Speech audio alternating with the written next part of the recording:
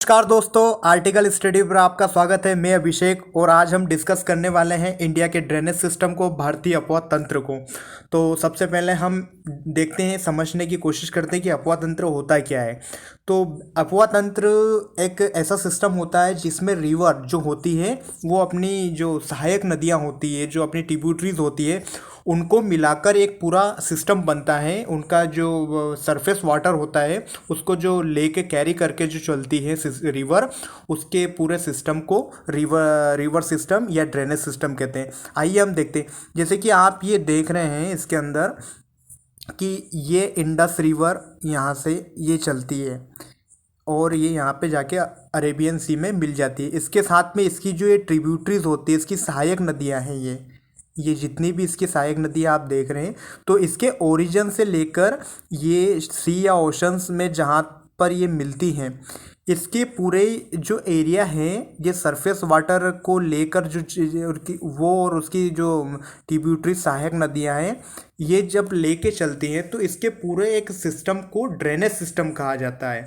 Surface water को लेकर जब ये चलती है तो जितने एरिया पे इनका फैलाव होता है उसको ड्रेनेज सिस्टम कहा जाता है। इस प्रकार से ये पूरा जो आप देख रहे हैं, ये पूरा सिंधु नदी तंत्र हो गया, इंडस रिवर सिस्टम हो गया, ये पूरा इंडस रिवर का ड्रेनेज सिस्टम हो गया। तो मुख्य नदी और उसकी जो सहायक नदियाँ होती हैं उनको सबको मिलाकर मेनली ये ड्रेनेज सिस्टम बनता है। देखिए इसकी डेफिनेशन, अपवाह तंत्र का तात्पर्य नदियों के उस तंत्र या जाल से हैं जिससे धरातली जल प्रवाहित होता है। वही सरफेस वाटर को लेके जो पूरा एक सिस्टम चलता है रिवर्स का। बात करते हैं हम इंडिया के ड्रेनेज सिस्टम की। तो इंडिया के जो ड्रेनेज सिस्टम है उसको मेजर दो भागों में क्लासिफिकेशन उसका किया गया, अपवाह तंत्र का वर्गीकरण किया गया। एक हिमालयी अपवाह तंत्र और दूसरा प्रायद्वीपीय अपवाह तंत्र या पेनिनसुलर अपवाह तंत्र या पेनिनसुलर ड्रेनेज सिस्टम। बात करते हैं हम जो हिमालय से जिन रिवर का ओरिजिन होता है, उद्गम होता है, जो हिमालय या हिमालयी रीजन से निकलती है, उनको हिमालयन रिवर सिस्टम के अंदर आता है, अपवाह तंत्र के अंदर आता है। और जो जिनका ओरिजिन पेनिनसुलर प्लेटो के अंदर होता है, प्रायद्वीप पठार के ऊपर होता है, उनको प्रायद्वीपीय अपवाह तंत्र के अंदर उनको इंक्लूड किया जाता है। बात करते हैं हम हिमालयी अपवाह तंत्र की। इसमें मेजर 3 रिवर सिस्टम आते हैं, सिंधु नदी तंत्र, गंगा नदी तंत्र और ब्रह्मपुत्र नदी तंत्र। ये तीनों रिवर सिस्टम हिमालयी अपवाह तंत्र की सबसे 3 प्रमुख रिवर सिस्टम है हिमालय अपवाह तंत्र का। सिंधु नदी जो है हिमालय से निकलती हैं और अरेबियन सी में जाती हैं। गंगा और ब्रह्मपुत्र जो रिवर है ये बे ऑफ बंगाल में जाके मिलती है। उसी प्रकार कुछ रिवर प्रायद्वीपीय पठार की भी हैं, प्रायद्वीपीय नदी तंत्र। इसमें मेन जो रिवर आती है वो महानदी, गोदावरी, कृष्णा, कावेरी, नर्मदा और ताप्ती। ये जो रिवर हैं ये पेनिनसुलर ड्रेनेज सिस्टम की सबसे महत्वपूर्ण और प्रमुख रिवर मानी जाती हैं। अगर हम बात करें तो ये जो महानदी हैं ये छोटा नागपुर के पठार वाली रीजन में बहती हैं। उसके बाद गोदावरी रिवर महाराष्ट्र के नासिक जो त्र्यंबकेश्वर है वहाँ से इसका ओरिजिन है और बे ऑफ बंगाल में ये जाके मिल जाती है। कृष्णा रिवर भी महाराष्ट्र के महाबलेश्वर से ओरिजिन होता है इसका और ये बे ऑफ बंगाल में जाके मिलती है। कावेरी रिवर कर्नाटक के कुर्क डिस्ट्रिक्ट जो है ब्रह्मगिरी पहाड़ी, वहाँ से इसका ओरिजिन है और ये भी बे ऑफ बंगाल में जाके मिलती है।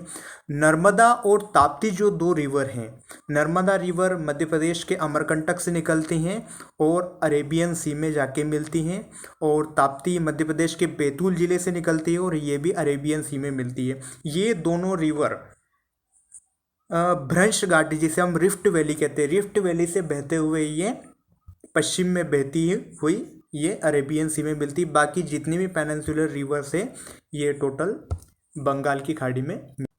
बात करते हैं हम इंडिया के जो ड्रेनेज सिस्टम है इंडिया का, इसका 75% वाटर जो है वो बे ऑफ बंगाल में जाता है, और उसके बाद में 25% के अराउंड जो वाटर होता है वो अरेबियन सी में जाता है। तो इंडिया का जो ड्रेनेज सिस्टम है उसका major part bay of Bengal में उसका वाटर जाता है, बाकी 25% के आसपास ही सिर्फ अरेबियन सी में जाता है। सबसे पहले हम बात करते हैं हिमालय अपवा तंत्र के अंदर आने वाली सिंधु नदी तंत्र के बारे में। आज पूरा हम सिंधु नदी तंत्र जो इंडस रिवर सिस्टम है उसको हम पूरा देखेंगे आज। तो इंडस रिवर जो है ये आप मैप में आप देखेंगे, ये यहाँ से स्टार्ट होती है इंडस रिवर, ये होती हुई और ये आप देखेंगे पूरा river system bay of Bengal में मिल जाती है। सिंधु नदी जो है वो विश्व की जो प्रमुख, जैसे अमेजन है, नील है, वोल्गा है, यांगसी है, येलो रिवर है, ये जो बड़ी ड्रेनेज सिस्टम वाली नदियां हैं उसमें इसका काउंट, उसको ड्रेनेज सिस्टम में उसको काउंट किया जाता है। विश्व की सबसे बड़ी नदी द्रोणी में से एक है ये जो हमारी इंडस रिवर है। इसकी अगर कुल लंबाई की बात करते हैं तो 3180 किलोमीटर इसकी टोटल लेंथ है। और सिंधु के अगर हम इसके उद्गम स्थल, इसके ओरिजिन की अगर हम बात करते हैं तो ये तिब्बत से निकलती हैं। तिब्बत में जो मानसरोवर झील है कैलाश माउंट के पास में, ये वहाँ से निकलती हैं। और साथ ही हम बात करते हैं इसके, ये इंडिया में कहाँ पर इंटर करती हैं, तो ये हिमालय को काटकर लद्दाख में दमचोक के पास में ये भारत में इंटर करती है। आप देखेंगे ये वाले रीजन में ये जो है ये यहाँ पर इंडिया में ये इंटर करती है। उसके बाद इंडिया में इंटर करने के बाद ये लद्दाख में आती हैं, ये लद्दाख में आ जाती है। लद्दाख के बाद में बाल्टिस्तान, गिलगित और फिर पाकिस्तान में इंटर करती हैं। ये हमारा पूरा जो रीजन है ये हमारा लद्दाख वाला रीजन हो गया, ये बाल्टिस्तान, और ये ऊपर जो आप देख रहे हैं ये गिलगित, और गिलगित से सीधे ये पाकिस्तान में इंटर कर जाती है। फिर इसकी हम बात करते हैं सहायक नदियों की, इसकी ट्रिब्यूटरीज की, तो इसकी राइट बैंक ट्रिब्यूटरीज जो हैं इसमें सतलज, व्यास, रावी, चिनाब और झेलम, इसकी पंचनद को नाम से जिनको जाना जाता है, ये प्रमुख इसकी सहायक नदियां हैं। और इसकी जो लेफ्ट बैंक ट्रिब्यूटरीज में अगर हम देखें तो इसमें श्योक, गिलगित, जस्कर, हुंजा, नुब्रा और शिगार, ये आप देखेंगे इसमें, ये आपको शौक, ये नीचे आपको इधर जस्कर दिखाई देगी, और ये गिलगित भी ऊपर है, ये नुब्रा है ये रिवर, ये इसकी लेफ्ट बैंक ट्रिब्यूटरीज हैं। आगे जाकर ये जो मिठानकोट पाकिस्तान से थोड़ा ऊपर ये पंचनद में आके मिल जाती है। जो हमारी सतलज, व्यास, रावी और चिनाब, झेलम जो 5 हमारी नदियां हैं मेजर, ये जो कि ये रिवर हैं, ये इनका ये पांचों रिवर जब यहाँ आके मिलती है और वहाँ से जब इंडस रिवर में मिलती है तो इसके बीच वाला जो हिस्सा होता है ये पंचनद कहलाता है। इन पांचों नदियाँ जब मिलने के बाद में ये जब सिंधु नदी में मिलती हैं तो जब इसका बीच का पार्ट होता है वो पंचनद होता है, तो वही पठानकोट से थोड़ा ऊपर ये उसमें मिल जाती है।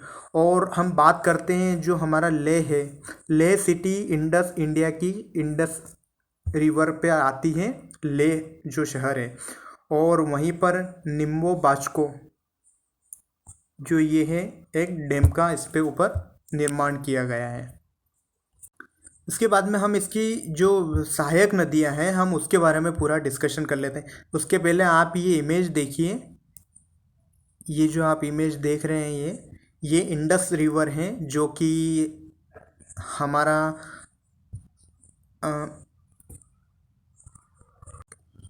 लद्दाख में पड़ती है, लद्दाख की इमेज है। इसकी सहायक नदियों के बारे में हम बात करते हैं तो सबसे पहले हम झेलम नदी रिवर को देखते हैं, नदी को देखते हैं। तो ये जो कश्मीर घाटी के दक्षिण पूर्व में, साउथ ईस्ट में वेरीनाग झील से निकलती है। जो झेलम नदी है इसकी सहायक नदी है। आप इसकी लोकेशन की अगर मैं बात करूँ आपसे तो ये यहाँ से ओरिजिन है इसका। ये वेरीनाग झील से निकलती हैं और भारत पाकिस्तान के बीच में कम से कम ये 170 किलोमीटर की बाउंड्री बनाती है, भारत और पाकिस्तान के बीच में। और जम्मू कश्मीर में तुलबुल परियोजना इसके झेलम नदी के ऊपर है। तुलबुल परियोजना ये कश्मीर में यहाँ पर बनाती है। ये पूरी आप देखेंगे झेलम रिवर, ये आप ये थोड़ा सा ऊपर ये झेलम रिवर है। चिनाब रिवर इसकी दूसरी, चिनाब सिंधु की सबसे बड़ी सहायक नदी है। अगर हम बात करते हैं चिनाब रिवर की, तो चिनाब रिवर आप देखेंगे ये यहाँ से मैप के ऊपर, ये चिनाब रिवर है जो कि ये वाली, ये सिंधु नदी की सबसे बड़ी सहायक नदी है। और चंद्रा और भागा नाम की जो दो स्ट्रीम है, जो धाराएं हैं, उससे मिलने के बाद में इसको चिनाब नाम दिया जाता है। चंद्रा और भागा की दो स्ट्रीम से मिलकर ये रिवर बनी है। हिमाचल के लाहौल स्पीति जिले से निकलती है। लाहौल स्पीति जो जिला है हिमाचल प्रदेश का, वहाँ से निकलती है, हिम मंडित चोटियों से निकलती है ये। बात करते हैं उसके बाद हम रावी रिवर की। तो रावी हिमाचल प्रदेश के कुल्लू पहाड़ी से निकलती है, रोहतांग दर्रे से, रोहतांग पास से होती हुई। और इस पर महत्वपूर्ण जो हम परियोजना की अगर बात करें तो चमरा और थिन आप देखेंगे। रावी रिवर जो है, ये रावी रिवर है, ये इस पर चमरा और थिन परियोजना महत्वपूर्ण है रावी नदी पर। बात करते हैं हम व्यास की। तो व्यास रिवर जो है वो भी हिमाचल प्रदेश के रोहतांग पास से निकलती है, व्यास कुंड से निकलती है। आप देखेंगे ये व्यास रिवर है, आप मैप पे ये व्यास रिवर है और ये सतलज में मिल जाती है। फिर व्यास कुंड से निकलती है, हरिके नामक जो हरिके बैराज है, हरिके बैराज से सतलज नदी से ये मिल जाती है। फिर और हरिके बैराज जो है वहीं से ही भारत की सबसे बड़ी नहर परियोजना जो है इंदिरा गांधी नहर, वो वहीं से निकलती है। उसके बाद में हम सतलज रिवर की बात करते हैं। तो सतलज रिवर तिब्बत के राक्षस ताल से निकलती है। कई जगह आप राक्षस ताल भी देखने को आपको मिलेगा, तो ये वही है, ये तिब्बत से निकलती है हमारी ये सतलज रिवर। ये आप देखेंगे सतलज रिवर, ये पूरी सतलज रिवर है। ये थोड़ा सा मैप पे प्रॉब्लम है कुछ। ये सतलज रिवर है जो कि राक्षसताल से निकलती हैं तिब्बत से। और भारत में अगर हम इसकी लेंथ की बात करें तो 1050 किलोमीटर ये इंडिया के अंदर पूरी बहती है।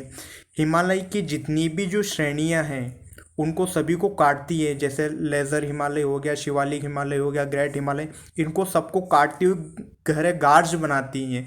गार्ज आप समझते हैं, जब दो पहाड़ को जब काटने के बाद में जो गहरी खाई बना देती है जब रिवर, तो उसे गार्ज कहते हैं। और इस पर अगर हम परियोजना की बात करते हैं तो भागड़ा नागल डैम बना हुआ है इसके ऊपर। और इंदिरा गांधी जो नहर है वो यहीं से निकली हुई है। इसकी मुख्य महत्वपूर्ण इसकी परियोजना में से एक है जो सतलज रिवर की।